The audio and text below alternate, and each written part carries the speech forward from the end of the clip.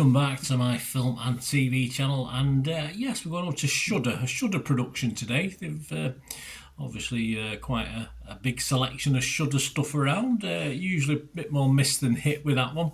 We're looking at something that's called Dead Mail. It's been around for a little while, but it's fairly new to stream in April 2025. I'm recording this on the 29th of July 2025, so it's took a couple of months, 2 or 3 months, but I'll explain partly because why in a moment. Yes, Dead Mail, 106 minutes, classed on Internet Movie Database as a crime, drama, thriller, horror, written and directed by Joe DeBoer and Kyle McConaughey, and it's Luna Guthrie of Collider said of this film, Dead Mail is a rock-solid crime, thriller, horror. There you go. So what more could you ask for? Well, that will be an accomplishment from Shudder, some of the stuff I watch, but a lot of Shudder I don't watch because I'm put off by certain reviews, etc.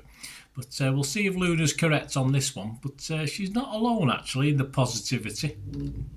This stars Sterling Mesa Jr., John Fleck, Susan Priver, Mickey Jackson and Thomas Boykin. Good cast, actually, very good cast. Suited this sort of low budget sort of thing in a good way. I don't mean that disparagingly.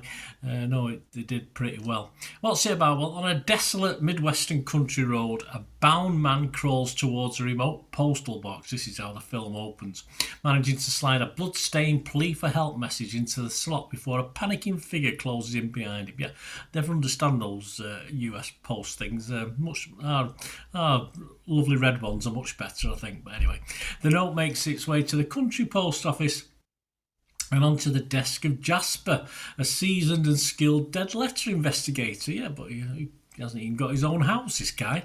Responsible for investigating lost mail and returning it to its sender. Then again, he's probably ill-paid, isn't he, being a public worker? As he investigates further, Jasper meets Trent, a strange yet unassuming man who's taken up residence at the men's home where Jasper lives. When Trent unexpectedly shows up at Jasper's office, it becomes clear he has a vested interest in the note and will stop at nothing to retrieve it. Well, I wonder why. Yes, Kim Newman recommended this to me, as in through his Empire article. I do check Kim Newman's stuff and I do make a note of the titles, but I must admit sometimes I find the title and I put it into Internet Movie Database and they get pretty crappy scores. And I know you shouldn't always say that about these indie efforts because they're not everyone's cup of tea, but of course, there's a lot for me to watch. I do watch a lot of TV, a lot of films, so I have to sort of pick and choose. But this got okay reviews, actually, so I thought, I'll give this a try. My thanks to Kim Newman, of course. There have been 1 or 2 over the time that I've watched of Kim Newman's that I've just either give up on or they've not been worth reviewing. But I kept going with this one, that's for sure. And this was a pleasant surprise from Shudder. Not too small time if it's from Shudder anyway. It's an independent, of course, it's production, but with the Shudder title on it helps these days. And it's, although I can't wholeheartedly recommend it, it's certainly watchable, this nonetheless. The scenario, of course, is simple enough. You've got it there, a kidnapping. It turns into a kidnapping and turns into desperate measures and murder. And we only have a handful of main characters to worry about, and those strange and quirky. They're all pretty investable, whether they're good or bad for me. I quite liked them.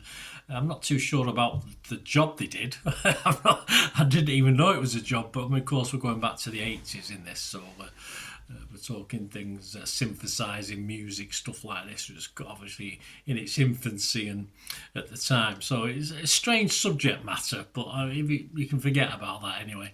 Some scenes sort of seem a little bit weird, but there's sort of this happened. How did that happen? Where was the build up for this? But of course, then it goes back and shows you the build up to it, the lead up to certain scenes, and generally they make sense. There are some reasonably sized plot holes in. I say potholes, then plot holes in this. Of course there are, but nonetheless, it's still entertaining enough. And of course, far more expensive offerings than this have provided, sadly, much less story than this one does. And with it being based, 40 years ago in the 80s, it certainly wouldn't have worked with the dead mail aspect of it, of course, but I don't even think if they'd modernised it, it would have probably worked in a newer time scale. I think this is a good thing that it's set back in the 80s. And it actually feels as though it was made in the 80s as well, which isn't bad because there's a lot of films I would watch again now that were made in the 80s, horror, thriller, whatever. But even has an 80s vibe to the making of this film. Dennis Harvey of Variety said, set in 1980s Midwest with a mix of drab and the eccentric, Dead Male is an effective, twisted thriller with a singular edge of off-kilter black comedy. I didn't quite get the black comedy element in this. I like a good black comedy, but yeah, it didn't quite gel with me, but that's okay, that's fine. Jim Varell from Pace magazine said the categorising Dead Male is the exact sort of detective challenge faced by those sorting letters in the film's post office dead letter unit.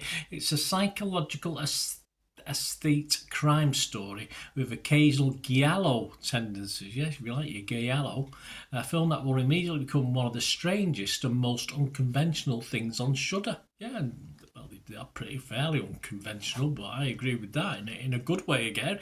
All the criticisms, if you like, all the words are used are on the, it's like saying something sick. I mean it's good. There's a lot of good things in this. I've seen. Now, this is the second Shudder thing I've watched in the last few days, actually. I've commented about Shudder being like a broken clock. It's going to be at least right twice in a day, isn't it? And if the trouble with this is it's going to be more than twice a day at this rate, because I've seen two out of two, and obviously two in the last few days that have worked for me. Katie Rye from RogerEbbett.com said Dead Male's quirkiness never grows tiresome, which is impressive. It is. I think Katie's absolutely right. The ending, I think the ending may not please everyone. I had to think a little bit about it. It remains an okay ending. Nothing wrong with the ending. And overall, though, it's a satisfactory quirky. I think that's the word Katie used, a word I've used before many times. A quirky watch for the most part.